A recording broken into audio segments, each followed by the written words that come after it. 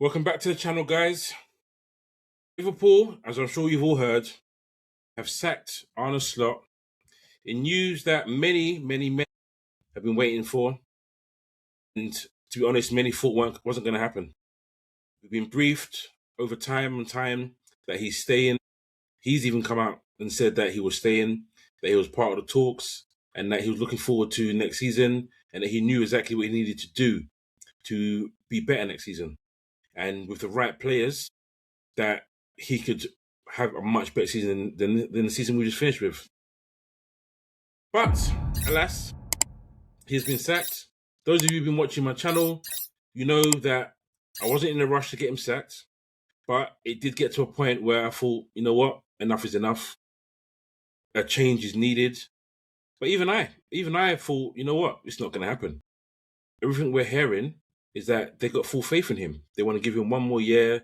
There's mitigation over Jota's death. There's mitigation through the amount of injuries we've had. There's mitigation through what happened with Isak, with him being signed late, then him not having a pre-season, then him breaking his leg, etc., etc. A whole lot of mitigation. But the long and short of it is, Slot wasn't able to adapt. He wasn't able to adapt to circumstances that were beyond his control, and he wasn't able to adapt to when things went wrong quickly enough. He made a lot of excuses. Some I thought were valid, but some that, listen, you are the Liverpool manager. Your job is to adjust. Your job is when a team decides, I am going to sit back and we're not going to let you come out and play and batter us with your high press. What can you do now? And very often, he didn't get it right. He didn't get it right. It was a tale of two seasons. What I won't do, I won't sit here and besmirch the guy because he brought us title number 20. I won't sit here and take the credit from him saying it was Klopp's team, he didn't do this, he didn't do that. Because yes, the players that he used were 99.9% Klopp's because he hardly used Chiesa. But he made tweaks. Yeah. He gave confidence to some players. At the beginning of the season, you saw the confidence from Curtis Jones, you saw the confidence from Salah, you saw the confidence from McAllister, even Gravenberch. But by the end of the season, Gravenberch was Young Player of the Year. By the end of the season, some people said that the best midfielder in our team was McAllister. But oh, what a difference a year makes. Because did he take his eye off the ball? Possibly. Because the players going on holiday after they won the title, now you look back at it and you think, what were you doing? At the time, we were getting cussed by fans. They were saying, that's not what champions do. Do you think Ferguson would do that? You think he would do that? You think Klopp would have done that? No. You carry on winning. Because what ended up happening is, once they went on a little time to Dubai and he went to Ibiza, we didn't win a game after that. And that poor form followed us into the new season. Granted, mitigation. We've now heard that the players didn't want to train because of the death, RIP, of Jota. Even the physios didn't want to do what they need to do with players. They just weren't in the right mind space to work. Having his number in the changing room, in the dressing rooms, all these things that happened. 20 minutes. Jota's name being sung on 20 minutes. Fantastic for the fans. Fantastic. But it's also a reminder for the players. But I'm digressing. Slot himself, one thing that was never spoken about is what effect this had on Slot. There's always a talk of what the effect it had on the players, but did it have an effect on Slot and his mindset and how he dealt with things? Yes, he only known him for a year, but it's an intense year. It's a joyous year. But he's gone. He's gone. And I'm not going to say I wasn't happy because, like I said at the beginning, I thought his time was up. I'd given him so much leniency. I was one of the last people to say, you know what, enough is enough. People were telling me I was mad.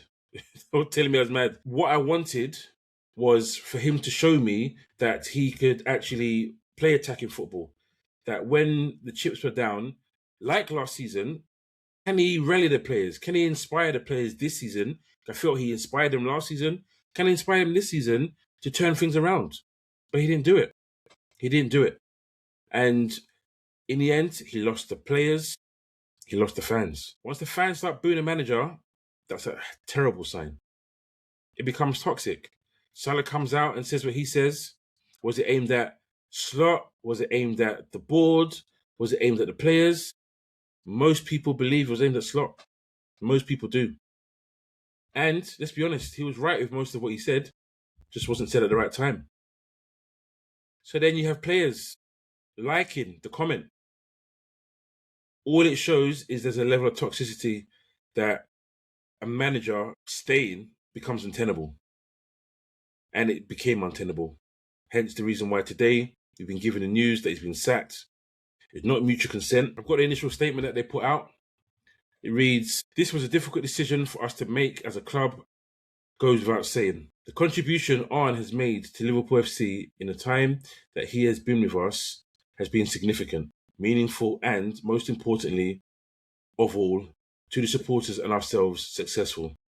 As such, our appreciation for everything he has achieved could not be greater, particularly as it was underpinned by a work ethic, a diligence, and a level of expertise which further underlines our view that he is a leader in his field. At the same time, we have collectively come to the conclusion that change is necessary in order for the club to keep moving forward. Again, this was a difficult decision for us to come to and to make as a club, and that goes without saying. It must be stressed that this is not a decision which has been reached lightly, nothing but. We would like to take this opportunity to place on record our appreciation for Arne, who will always hold a special place in the history of this football club as a coach who delivered Liverpool's 20th league title." And that's fair enough. That is all fair enough. Because, listen, he broke records. Slot broke records, such as a new Liverpool record for victories during his first 50 matches in charge of the club, where after beating West Ham 2-1 at Anfield, he recorded his 36th win. But there were records this season. 19 defeats in all competitions, 12 in the league. We've never done that. We've never done that. And that was just the worst of the records. We lost 5 in a row. Like, these are things that, as a Liverpool manager, you shouldn't expect to be the manager the season after if you have records like that. Let's just be honest. Let's just be honest. So we move now on to what could be next. Next, hopefully, I've said it before, hopefully it's Iraola. There was a lot of people that wanted Alonso, and it's widely been said that we never spoke to Alonso, that we felt that his possession style of football wasn't the football that they wanted and thought that was best for Liverpool. We'll see whether that's true or not. Now he's gone to Chelsea. But I was one that thought, yep, I know that Alonso's a former player. He won the league unbeaten at Leverkusen. But I just saw Iraola, the style of football he plays, the pressing, was just what we have been used to and what I wanted to see again. Listen, he just finished his season. Listen, he hasn't been named the manager yet, but it looks like he's probably going to be. But he just finished his season going unbeaten in 19. Unbeaten 19. Granted, that was after not winning in 13. So, boy, we're in for a wild, wild ride. But that's nothing to stiff your nose at. Being unbeaten for a club like Bournemouth in 19 games in the Premier League, listen, that's excellent. I'm hoping that he can come in, if it is him, and bring that passion, that football, that fast-flowing football, that high-press football back at Anfield.